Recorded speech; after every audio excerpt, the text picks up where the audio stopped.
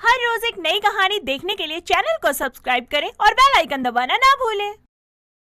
रामू एक बंगले में नौकर का काम किया करता था, लेकिन उसका बचपन से ही सपना था कि वो अपने मालिक की तरह एक बड़ा आदमी बने।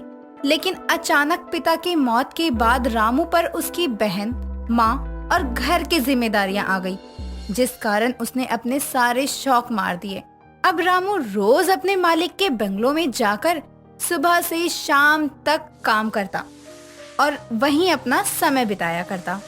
एक रोज रामू अपने मालिक की कार साफ करते हुए मन ही मन सोचता है, ये बड़े बड़े लोगों का भी क्या कहना, ये बड़ी बड़ी लंबी लंबी कारें, लंबा बड़ा घर और सबसे ज्यादा तो मुझे मालिक के वो लंबे लंबे जूते, ओहो बहुत ही पसंद आते हैं। रामू मन ही मन ये सोच ही रहा होता है, तभी रामू का मालिक ध्यानचंद अपने काम पर जाने के लिए घर से निकलता है।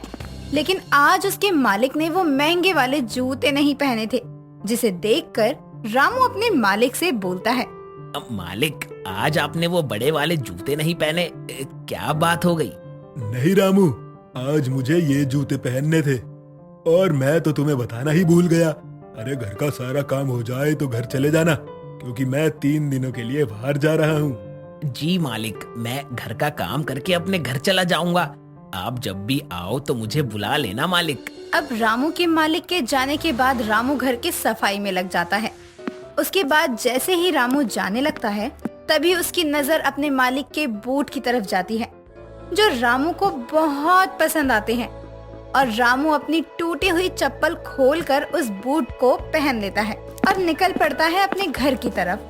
तभी रास्ते में रामू को उसका सेठ मिल जाता है, जिससे रामू ने पैसे उधार लिए थे। अब वो रामू को देखकर उससे कहता है, क्या बात है रामू, धोती कुर्ता और ये बूट वाले जूते, ये तो तुझ पे बहुत ही जच रहे हैं। कहाँ से चुराए हैं तूने ये बूट वाले जूते? ये मेरे मालिक का है। वैसे आपको क्या काम है सेठ जी? अरे जब ये बूट वाले जूते पहने ही हैं, तो आप मेरे पैसे भी लौटा दे, वरना मुझे तो तेरे जूते भी बहुत पसंद आ रहे हैं। और साहब के जूते पहनने से तू कोई साहब तो हो नहीं जाएगा, जो मुझे पहचान ही नहीं पाएगा। सेठ जी, मैं आपके पैसे जल्दी ही दे दूंगा। अभी मुझे अपने बेटे के स्कूल जाना है। अभी तो मुझे एक जरूरी काम पर जाना है, वरना तेरी खाल तो मैं यहीं उधेड़ देता।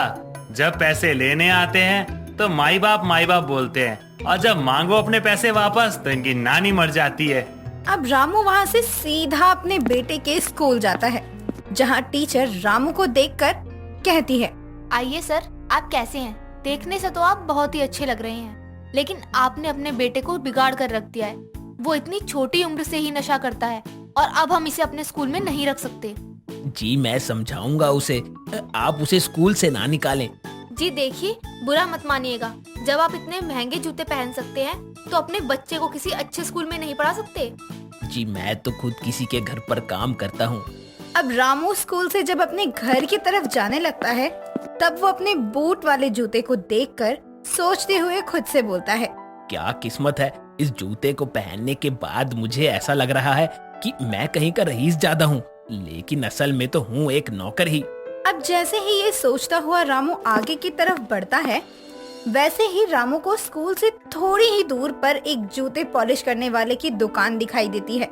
और उस दुकान पर बैठा एक मोची रामू को देखकर सलाम करते हुए रामू से बोलता है, सलाम साहब, जूते पॉलिश करवा लो, अभी तक बोनी नहीं हुई है। अरे मेरे पास तो एक फूटी कौड़ी नहीं है, आपसे मैं जूते पॉलिश भला कैसे करवा सकता हूँ? अब मुझे नहीं करवाने जूते पॉलिश। साहब सुबह सुबह क्यों मजाक कर रहे हो? पहनावे से तो अमीर लगते हो और एक आना भी नहीं है जेब में, ऐसे कैसे हो सकता है?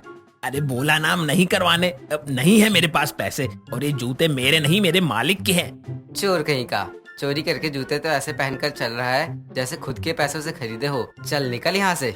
अब रामू अपने घर पहुँचता है उन जूतों के साथ, जिसे देखकर रामू की पड़ोस की विमला रामू से बोलती है, जी साहब, किससे मिलना है आपको?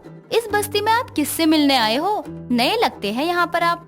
अरे विमला काकी, मैं कोई साहब वाहब नहीं हूँ। अरे रामू हूँ, रामू। अब पहचाना नहीं क्या आपने? हे भगवान, तू तो पहचान में ही नहीं आ रहा है। ये जूते तो बहुत महंगे मालूम पड़ते हैं, कहाँ से लाया है? विमला काकी, ये मालिक के जूते हैं, उनके जूते पहन कर आया हूँ। अच्छे लग रहे हैं ना? बताओ, अब नौकर भी मालिक के जूते पहनने लगे। हद ही है। सही भी है, खुद खरीद कर तो पहन नहीं सकते ना। अब रामू तो उन जूतों को पहन कर ही सोता है और पहन कर ही उठता है। हालांकि अब ऐसे ही 2 दिन बीत जाते हैं और तीसरे दिन अब सुबह के समय जैसे ही वो उन जूतों के साथ बाहर निकलता है, वैसे ही रामू देखता है कि उसके मालिक के वो जूते पीछे की साइड से निकल रहे हैं और वो बहुत गंदे भी हो चुके हैं, जिस वजह से रामू उन जूतों को खोलकर पहले तो साफ करता है। फिर वो उन जूतों को एक मोची की दुकान पर ले जाता है और मोची को बूट वाले जूते दिखाते हुए कहता है, सुनो, इन्हें जोड़ दो, ये इस साइड से निकल रहे हैं। अरे साहब, ये जूते यहाँ तो कोई नहीं जोड़ सकता है। ये तो स्पेशल बूट वाले जूते हैं। अरे भाई, कैसी बात कर रहे हो? देख लो ना, कुछ हो जाए। अरे मेरे नहीं है, किसी और के जूते हैं, देख लो भाई। देखो साहब, इस पर हम धागा नहीं चला सकते, वो साफ साफ दिखेगा। आप इतना कह रहे हैं तो सिल ही देता हूँ। नहीं नहीं, रहने दो, साहब ने देख लिया तो लेने के देने पड़ जाएंगे। अरे इन जूतों ने तो मेरी वाट लगवा देनी है। अब रामू बहुत ही ज्यादा परेशान हो जाता है कि अब तो उसका मालिक उसे नौकरी पर से ही निकाल देगा, पर वो करे तो करे क्या। रामू ये सब सोच रहा होता है, तभी रामू के मालिक का फोन आ जाता है और रामू का मालिक भी रामू से आने की बात कहता है। अब रामू ये सुनकर और भी ज्यादा परेशान हो जाता है। ऐसे में रामू बंगलों पर जाकर उन बूट वाले जूतों को ग्लू से चिपका कर रख देता है और मन ही मन सोचता है, अरे मालिक क्या करेंगे, ये तो मालिक के हाथों में है। मैंने तो इसे रख दिया है। वैसे किसी ने सच ही कहा है, इंसान को उसकी हैसियत के हिसाब की चीजें करनी चाहिए, ना कि हैसियत के बाहर की। अब कुछ ही समय में रामू का मालिक ध्यानचंद आ जाता है और वो आते ही रामू से कहता है, रामू, जल्दी से मेरे लिए कुछ बना दो, मुझे अर्जेंट मीटिंग में जाना है भाई। जी मालिक, अभी बना देता हूँ।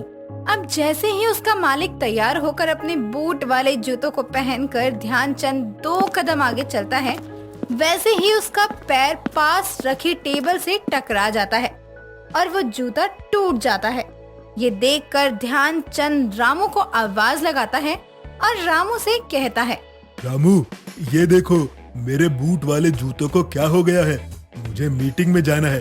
वैसे तुम इसे फेंक दो, ये मेरे ससुराल वालों की देन है, तो भाई काम के समय तो धोखा ही देंगे। क्या बात है, मालिक तो गुस्सा भी नहीं हुए, ससुराल का माल था ना शायद, इसलिए। चलो जो भी है, मेरा तो फायदा ही हो गया। क्या सोच रहे हो रामू, इसे उठाओ और फेंको बाहर। हालांकि रामू उन जूतों को फेंकता तो नहीं है, लेकिन वो उन्हें फिर से अपने घर ले जाता है और उन्हें पहनकर वो बहुत खुश होता है। हालांकि रामू के मालिक के ये जूते रामू के लिए अच्छे बुरे दोनों साबित हुए थे। दोस्तों, अगर आपको ये कहानी पसंद आई तो इसे लाइक करें, शेयर करें और कमेंट करके बताएं कि कहानी में आपको सबसे अच्छा क्या लगा।